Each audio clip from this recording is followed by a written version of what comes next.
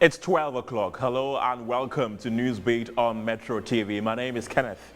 Jesse, here are stories making headlines today.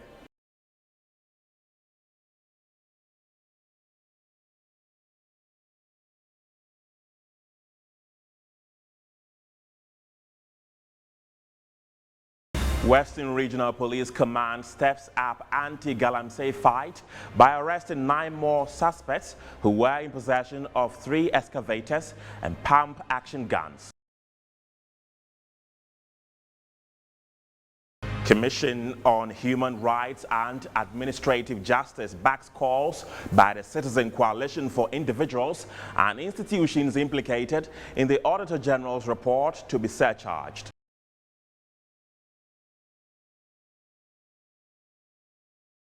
Mobile network subscribers vent their anger on telecom service providers for blocking their SIM cards in line with directives by the National Communications Authority.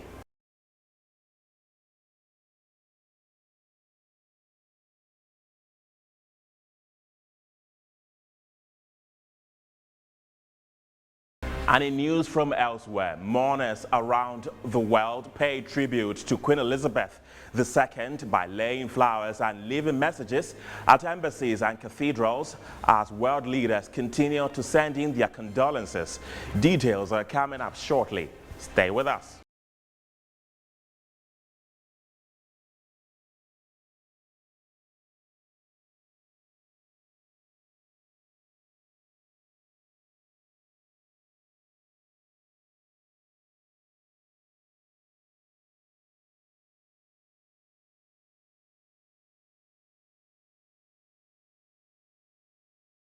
Hello again. Let's begin from London, where hundreds of sympathizers of the late Queen Elizabeth II, who died at the age of 96, thronged the Buckingham Palace to pay their respects and honor the legacy of the late monarch. Let's take a look.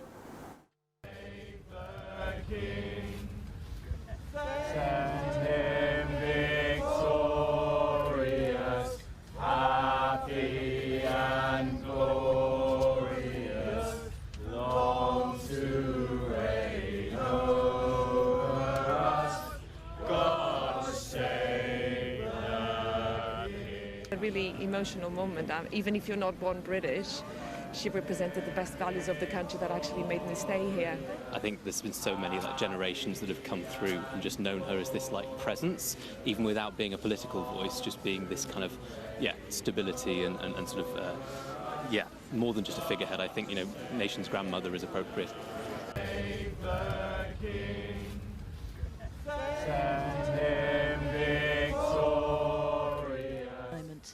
She's been part of my life forever, and she's not here. And you hope, but you appreciate that. Her age, it was expected at some point, but even when it happens, it's still a shock. I'm absolutely shocked. I couldn't believe it, and I actually didn't think I would be upset, but I am, and I have no idea why. It's just I think she's just so in everyone's psyche now, so I'm not even a royalist, but I'm still really upset. Her legacy is so prominent. I mean, when I think of Britain, when I was growing up, it's always been the Queen, the royal family, and just like a beacon of stability.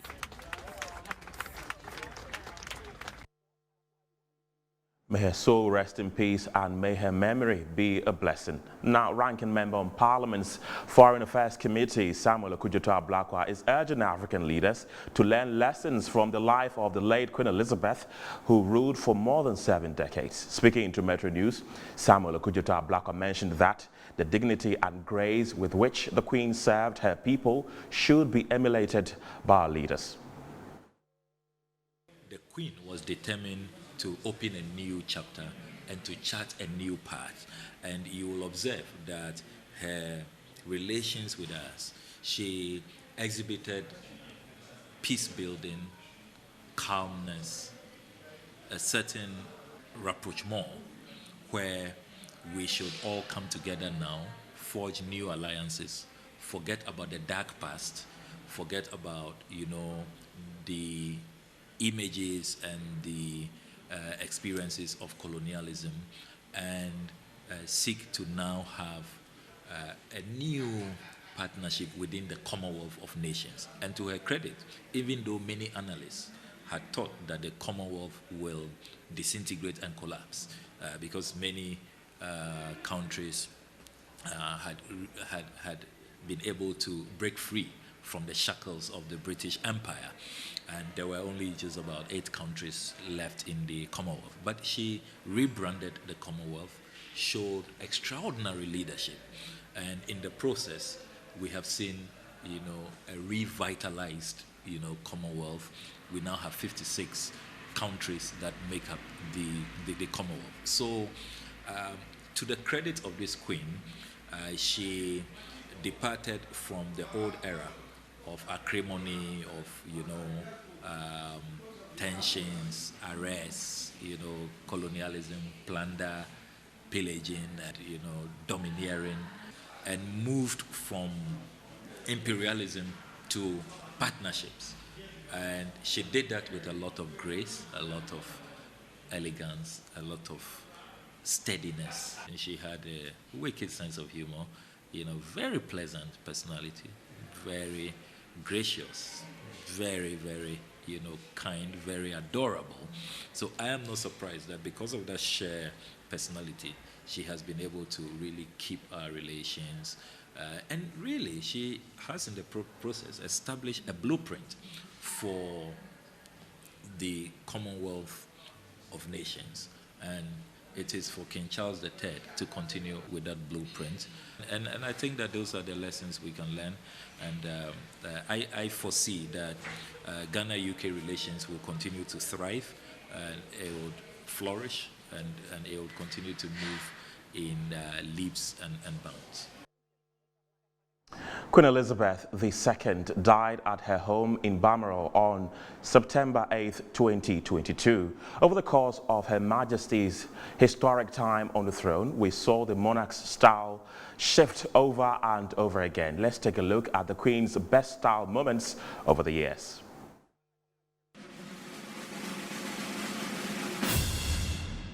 From 50s frocks to frilly 80s ensembles and colorful wool coats, the Queen never failed to make a fashion statement. She once said she had to be seen to be believed, hence her desire for bright colors that stood out in a crowd. At a young age, Princess Elizabeth and her sister Princess Margaret were nearly always dressed alike as children. She proudly wore a uniform during her World War II service in the Auxiliary Territorial Service. The future Queen wore a wedding gown designed by Norman Hartnell to marry Prince Philip in 1947. Now Queen Elizabeth II, the monarch wore a black veil as she attended the funeral of her father King George VI in 1953.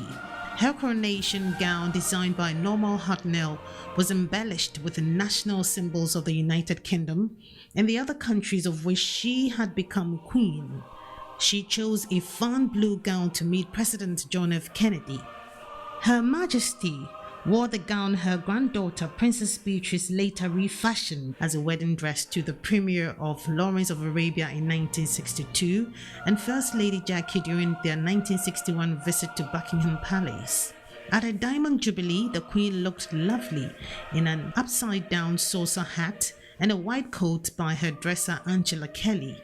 For her 2016 Trooping the Colour appearance, the Queen chose a lime-colored coat and hat that launched 1,000 green screen memes. She paired a diamond brooch inherited from her grandmother with a black face mask trimmed with white piping for the 2021 funeral of her husband Prince Philip. For both William's and Harry's weddings, the monarch wore brooches associated with love and with happiness. For her Christmas address in 2021, the year her husband Prince Philip died, she wore a brooch for her honeymoon.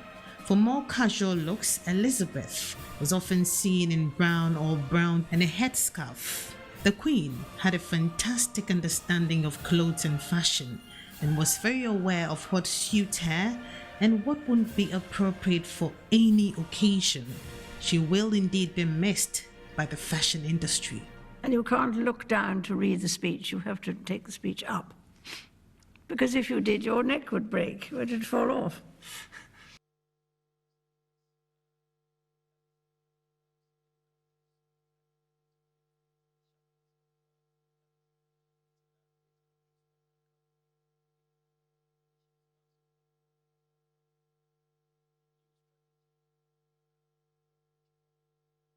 So the British High Commission, through its communications unit, is expected to open a book of condolences in memory of Her Majesty the Queen on Monday, September 12, 2022. According to the Commission, an online portal will also be opened to that effect to reduce the number of dignitaries that will throng the Commission to commemorate the loss of Queen Elizabeth II.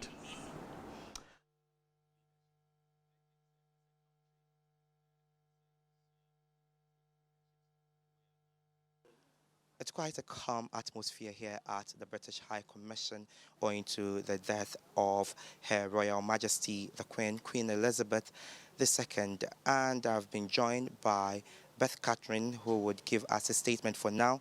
The Commission is not allowed to grant interviews, and so they will read a statement out for us and then tell us a little about plans towards commemorating the death of Her Majesty.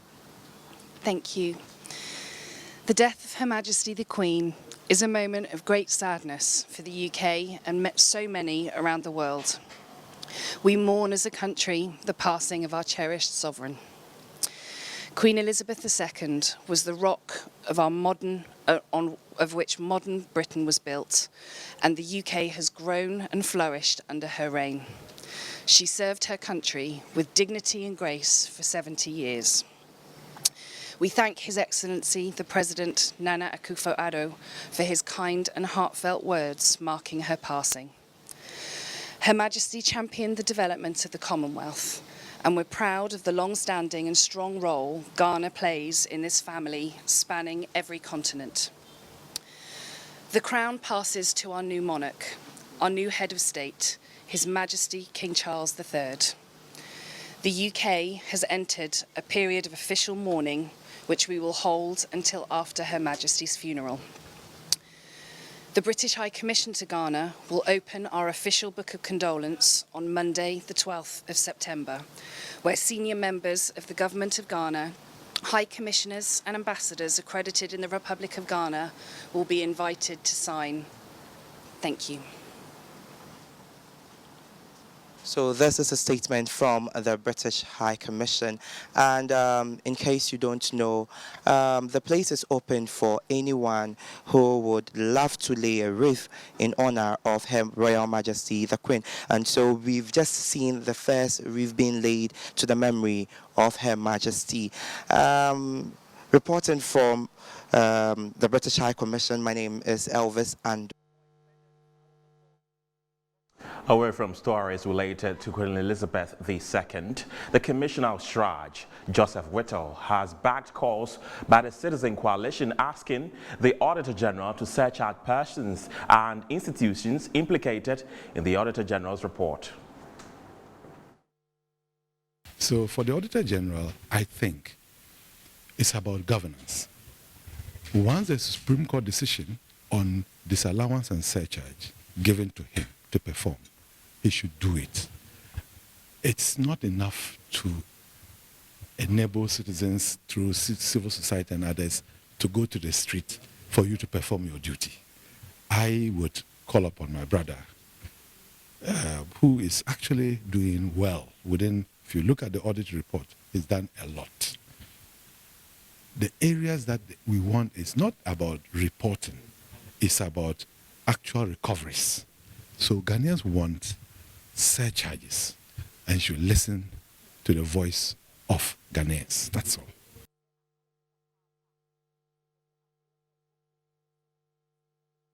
Now, the Commissioner of Shraj, Joseph Whittle, is also recommending that all future public office holders be made to undergo a conflict of interest screening in order to protect them from being corrupted by unscrupulous individuals. At the swearing-in of new audit members for the Commission on Human Rights and Administrative Justice, Shraj, by the Internal Audit Agency, Commissioner for Shraj, Joseph Whittle, called on auditors to allow internal audit structures to work. It is a wake-up call that we should also make sure that everything that we do meets the requirements of the law.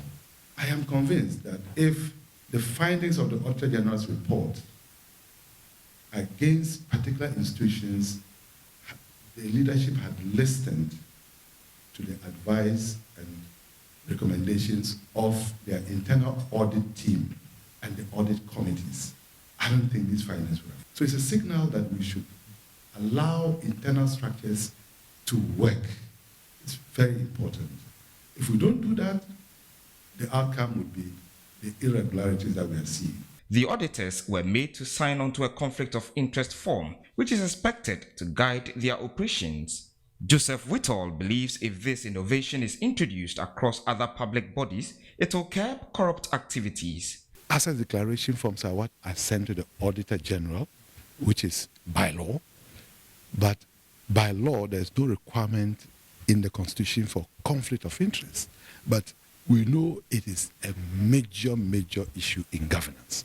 And this is an innovation which I think would actually nip in the bud all possible conflicting situations that public officers who are called upon to do sensitive work involving major decisions, financial, accounting, and others, and even human resource, if they are able to undergo a conflict of interest screening, it will help.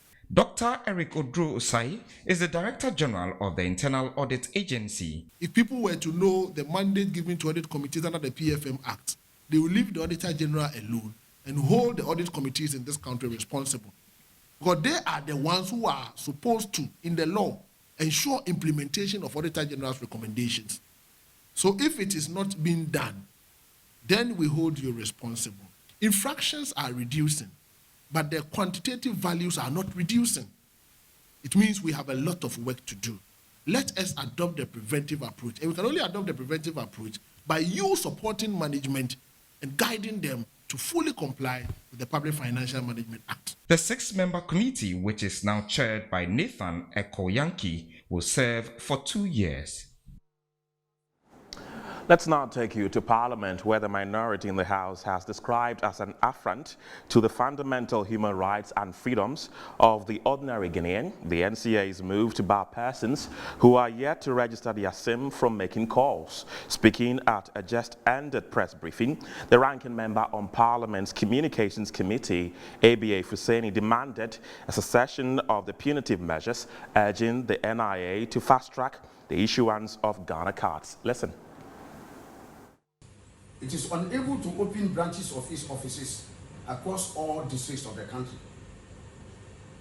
This means millions of people in those areas where NIA has no visible presence, mostly in the rural areas, cannot have reasonable access to the Ghana card. Again, owing largely to logistics and other constraints, the NIA has not been able to print and distribute cards to those who have patronized their services, some dating as far back as 2019. Given that millions of those who do not currently have the card have done their part to secure it without success, the Ministry of Communications, and by extension the NCA, has no valid reason or justification to impose punitive measures on them as is being meted out to them now. We wish to call on the NCA through the ministry to immediately cancel these very draconian measures imposed on those who have not registered their cards, and even including those who have registered but currently do not have the opportunity to use their SIM cards. We further call on the government to provide the requisite level of resources, into brackets funding, to enable the NIA to open more offices, recruit more staff, and purchase more materials and equipment needed to accelerate the tempo of the registration exercise. We again reiterate our position that the Ministry of Communication, in the face of these challenges, must exhibit greater flexibility and realism with the current deadlines it is setting by pushing the time frame to the end of the year. We also do not consider it far-fetched that the Ministry of Communication reconsiders its position on the use of the Ghana card as the sole identity document. Adding the Ghana passport, birth certificate, or even the voter's ID card could provide durable solutions to these seemingly intractable problems. The resort to LI 2111 as the basis for the sole use of the Ghana card as an identification document is untenable as the legislative instrument itself, does not, and we underline, does not indicate that the Ghana card must be the sole identity document. So have you also had challenges acquiring your Ghana card? Share your thoughts with us on our social media handles. We're live on Facebook at Metro TV Ghana, also on Twitter at Metro TV GH. Let's stay a bit more in Parliament, as the NDC caucus on the Communications Committee has also vowed not to approve the budget of the Communications Ministry if the punitive measures by the National Communications Authority is not put on hold. It has also hinted of suing government for barring persons from making calls and browsing. Sam George is Deputy Ranking Member on the Communications Committee of Parliament. Take a listen. Was last year in November. In November last year. November budget, yeah. When she appeared before this committee, we refused to hear her budget until she provided those reports. If she chooses to go ahead with this illegality, there are court actions in the wings. Without prejudice to the court actions, if by November she continues down this path, we can serve her notice. Appropriations bill will be passed for the first time without an allocation for the Ministry of Communications. She can bet her bottom dollar on that we will fight to ensure that she doesn't enjoy any of the taxpayers' money from the taxpayers who she's punishing. That much this side of the committee can assure you, that we will fight it, because we will stand with our constituents. Because how do you Ghanaians? And you see, there are 5 categories of Ghanaians here. And I'll just quickly break down those 5 categories for you. There are those who have complied fully with her directive, but are still being punished. Like the Secretary of the Dean of the Parliamentary Press Corps. Full compliance. Former Secretary of the Dean of the Parliamentary Press Corps. Full compliance. Oh, more members of the Parliamentary Press Corps. Oh, you're all complaining now. Okay, that's good. I mean, they are members of Parliament. I want to leave this at the doorstep of the media. I'm using you as the example so that you won't say that because she's an NDC MP, she's claiming so. You as media men sitting in this room have been affected. And you all know people who have been affected. So when I call the minister grossly incompetent and inefficient and unfit to hold the office she holds, I am being charitable in my description of her abilities. The second category is Ghanaians who have partially complied. And in that category, we have 2 groups. They've partially complied, but full compliance is outside of their remit. The first group have gone to register since 2018.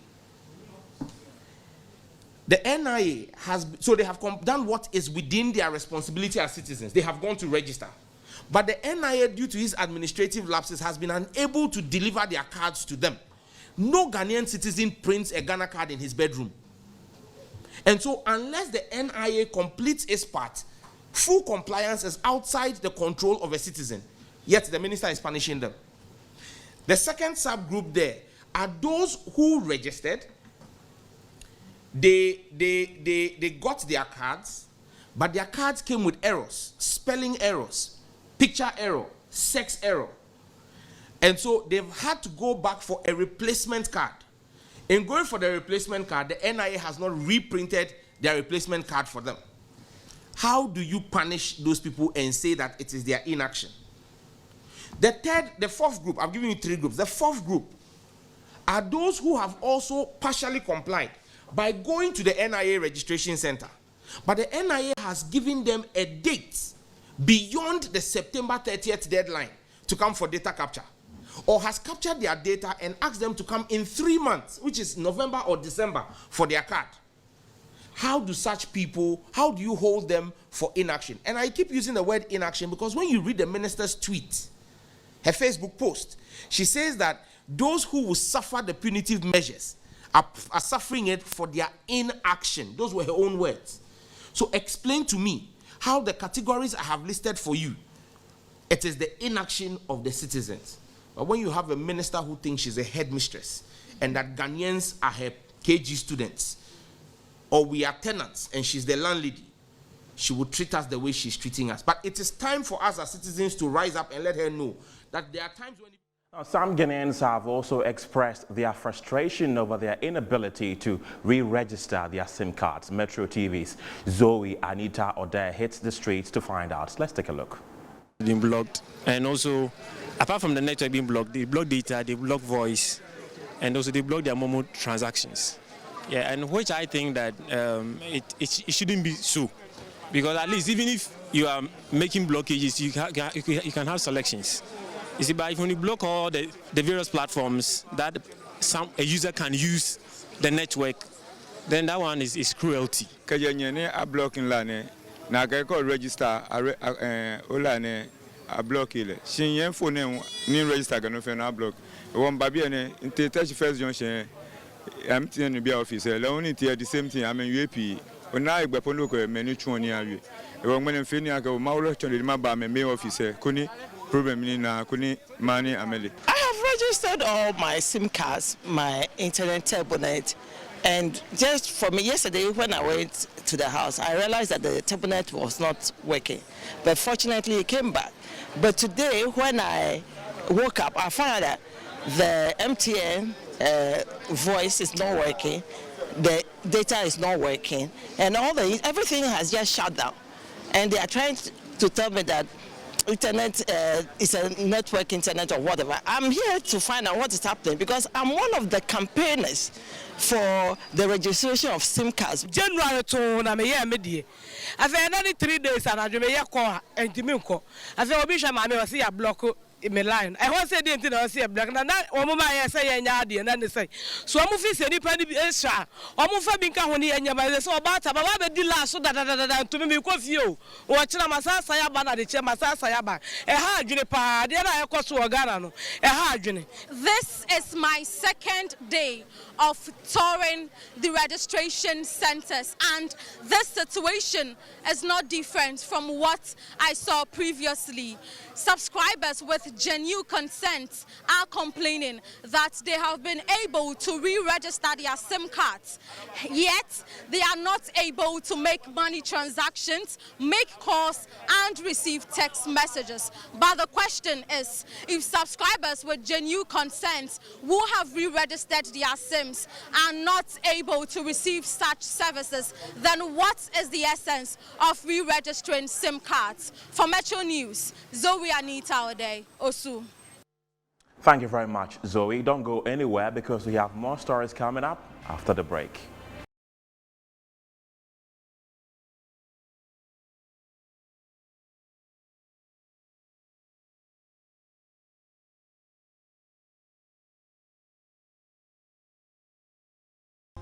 You're welcome back to the program. Illegal mining is in the news again as the Ghana Police Service have arrested 9 more suspects and retrieved 3 excavators and 3 pump action guns in another anti-Galamsey operation in the Western region. According to a post on the social media handle of the Ghana Police Service, they said the arrest was carried out in the midnight of 9th September 2022. The suspects are said to be made up of 3 Chinese nationals and 6 Ghanaians. This is the second time the police have made such arrests in the region. On Thursday, September 8, the service arrested 5 Chinese nationals over the Elembele missing excavators. This was done through a special police operation conducted between the night of 7th September till the dawn of 8th September 2022.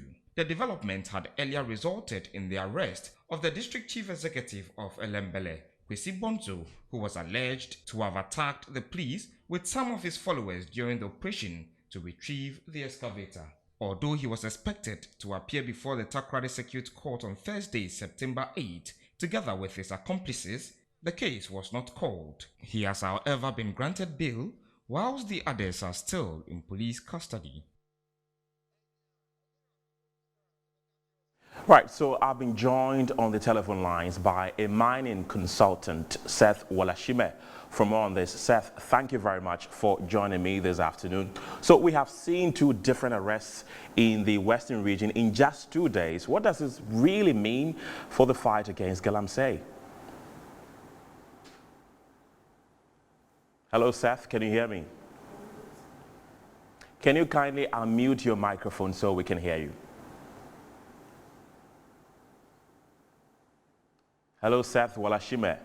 Can you hear me? Can you hear me? Can you hear me? Yes, I can hear you now.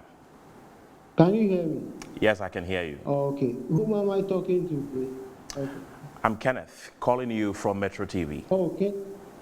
Yeah, Kenneth, good afternoon, and good afternoon to your cherished viewers. This development of the arrest is welcome news. And the first thing I want to say is that the president should immediately relieve the Elembele MCE or DCE of his duties. He should be sacked immediately, because the government is the one that is being, criticized every time for failing to win the war against Galamsey. And you, as an appointed officer of the state, are engaged in this. So I think that the president should fire him immediately. Now, coming back to the issue of the fight against Galamsey, I think that it is not an event, but it's a process. And issues like this, when they come up, like the arrest, at least give some of us some hope that we are getting somewhere. But that alone cannot solve the situation. I have put on record on several media that we need to empower the Minerals Commission to carry out its mandate. The days of this firefighting approach are over. Forming ad hoc committees that dissipate funds for nothing. Those funds could go to support the Minerals Commission to carry out their mandate. As we speak, under the mandate of Minerals Commission, they have zoned the country into 4. Ideally, Minerals Commission should be in every mining district so that they can be able to have a complete oversight on mining activities in those districts. But what do we see? They are not resourced. Rather, we are quick to form Operation Vanguard, Operation Halt 1, Operation Halt 2, and also put in place an interministerial committee, which is now defunct. And the question I keep on asking is, let the government come and account to the citizens the amount of money they are spending in this endeavor. And we will see that that money could have easily been used to support and resource Minerals Commission to be able to fight this menace. We keep seeing foreigners when an arrest like this takes place, especially the Chinese, but most of the time we see that they are hardly prosecuted compared to their Ghanaian compatriots. Why is that the case? Why do we find it very difficult to prosecute foreigners engaging in Galamsey, particularly the Chinese? Well, that is fraud. And in any case, the Chinese, they don't live in Ghana. It is the Ghanaians who will definitely go and show them these concessions for them to, fund for them, or sort of support them to mine, and then there is some kind of arrangement of profit sharing. So these Chinese per se are led into the bush by our fellow Ghanaians. And that doesn't mean they shouldn't be prosecuted. Once they are caught, they should be arraigned before court, and the laws of the land should be applied. Right. Once we do that, and we jail like 15, 20, 30 of them, it will serve as a deterrent. The word will go around that, listen, this time the government is not joking, and if you play the fool, you're going to be locked up. I'm not sure that if Ghanaians go to China to do a similar thing, the Chinese will let them go scot-free. Right. They will be rotting by now in jail, and the keys will be thrown away somewhere, because the Chinese, they are really wicked when it comes to law enforcement. Right, Seth Wolashima, thank you very much for talking to me this afternoon. He's a mining consultant. Well, after the break, Winston Taki will be here with the latest in business. Stay tuned.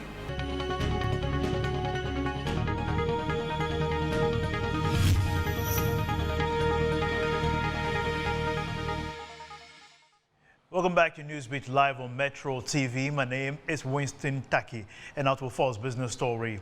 On the interbank forex rate from the Bank of Ghana today, the Ghana cedi is trading against the dollar at a buying price of 8 cedi 24 pesos and a selling price of 8 cedi 25 pesos. There is more in the following report. As compared to yesterday's trading of a buying price of 8.237 cedis, and a selling price of 8.245 cedis.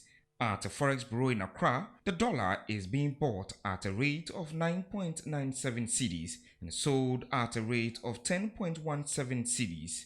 Against the pound sterling, the cedi is trading at a buying price of 9.450 cedis and a selling price of 9.461 cedis, as compared to yesterday's trading of a buying price of 9.513 cedis and a selling price of 9.523 cedis. At a forex bureau in Accra, the pound sterling is being bought at a rate of 11.30 cedis and sold at a rate of 11.70 cedis. The euro is trading at a buying price of 8.201 cedis and a selling price of 8.210 cedis, as compared to yesterday's trading of a buying price of 8.177 cedis and a selling price of 8.185 cedis. At a forex bureau in Accra, euro is being bought at a rate of 9.74 cedis and sold at a rate of 10.03 cedis. At a forex bureau in Accra, South African rand is being bought at a rate of 45 pesos and sold at a rate of 80 pesos. The Nigerian naira is trading at a buying price of 52.818 and a selling price of 52.923, as compared to yesterday's trading of a buying price of 52.818 and a selling price of 52.945. At a forex bureau in Accra, Nigerian naira is being bought at a rate of 12.00 naira for every 1 cedi and sold at a rate of 15.50.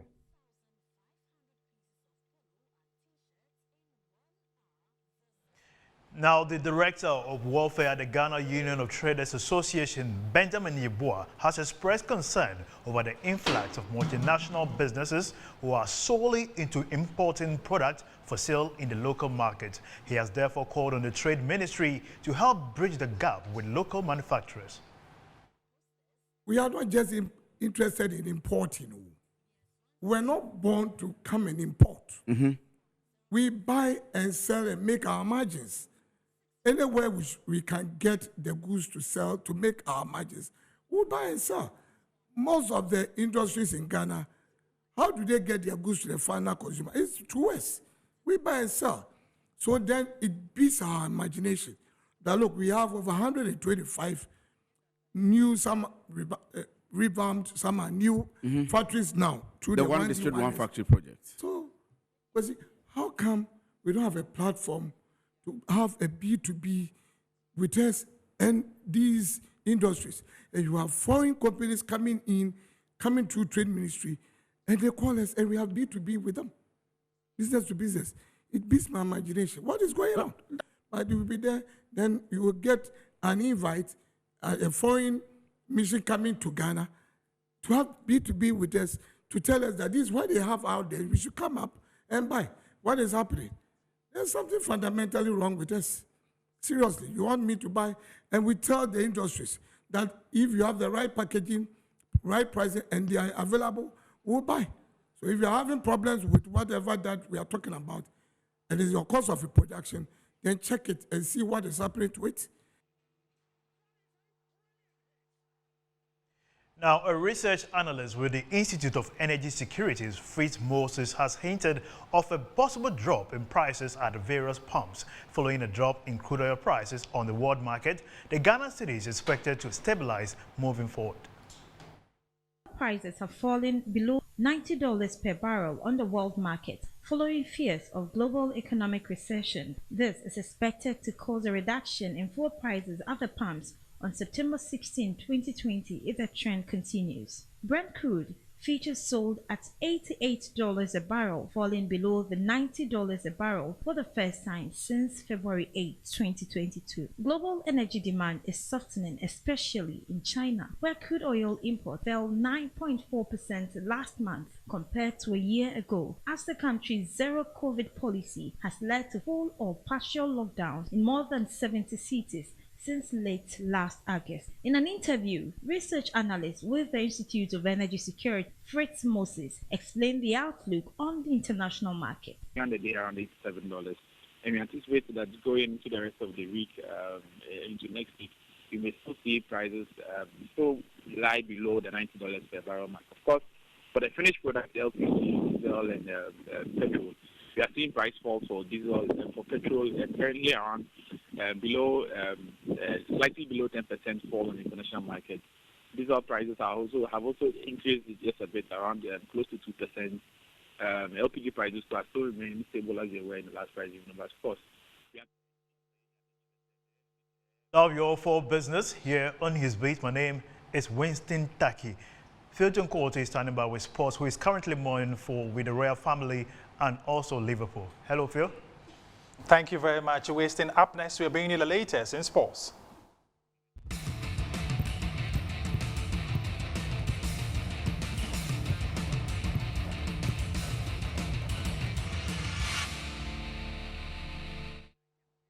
My name is Phil John Quarter, and it's time for sports. Following the sudden demise of the Queen of England, Elizabeth, yesterday, the Premier League board in England had decided that all matches in the EPL starting on Saturday has been postponed. This was released earlier this morning by the CEO of the Premier League, Richard Masters, following the demise of Queen Elizabeth yesterday. So all the matches, including that tie involving Liverpool, and every matches will be postponed.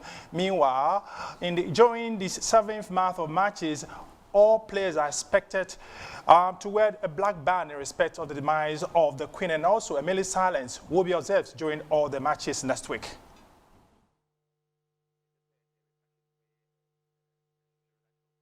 Well, still on the demise of the Queen, during yesterday's European matches, a minute silence was observed. A moment of contemplation to remember the life of Queen Elizabeth II, who has died today at the age of 96.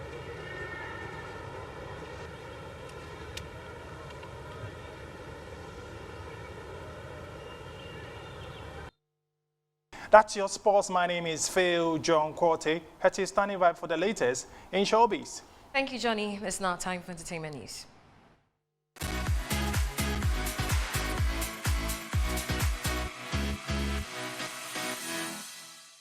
The Culture Management Group has announced Stonebwoy and Burna Boy as the headliners for Afrochella Festival 2022. On December 28th and 29th, this historic event will take place at the El Wak Stadium in Accra, Ghana.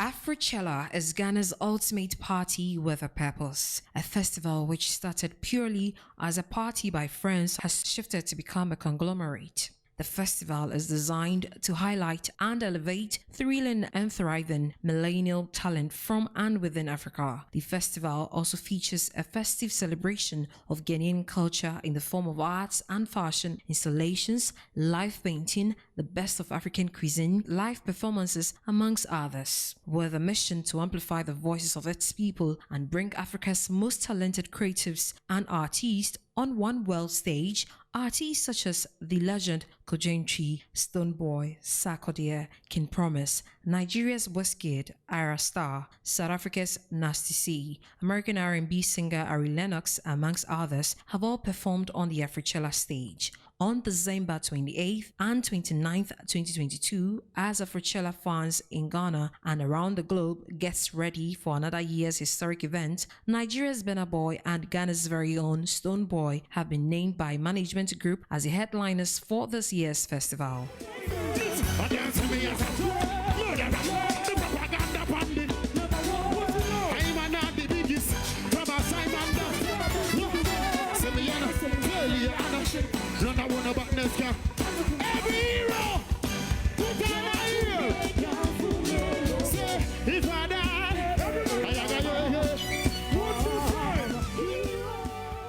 The two-day music festival also features Kiddy, Medical, Arastar, DJ Jules, and DJ Loft, in addition to over 50 vendors, including 15 businesses specializing in fashion, beauty, and the arts. The word Afrofuturism, which was coined to honor both past and present of the African diaspora and to offer a positive vision on the future of the next generation, serves as a theme for this year's festival. As organizers have the exciting task of attracting 20,000 tourists to Ghana this year, remember, not just one, but two headliners will be lighting up the stage this year.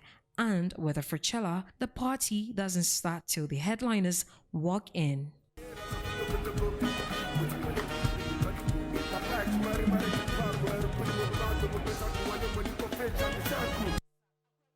Well, that's it for entertainment news on Newsbeat. My name is Harriet Adiken. Thank you very much, Harriet. That's it for now, but before we go, a look again at our top stories.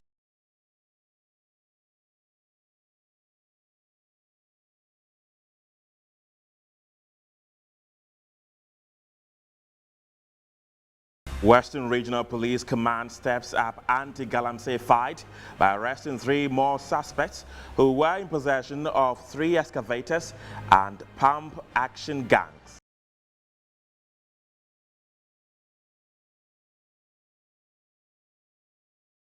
Commissioner on Human Rights and Administrative Justice backs calls by the Citizen Coalition for individuals and institutions implicated in the Auditor General's report to be surcharged. Mobile network subscribers vent their anger on telecom service providers for blocking their SIM cards in line with directives by the National Communications Authority.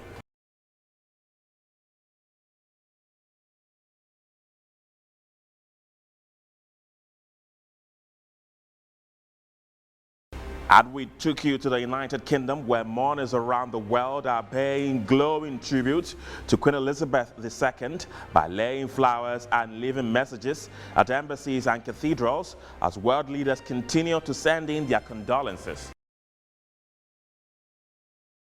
My name is Kenneth Jesse. Thank you very much for watching. Bye for now.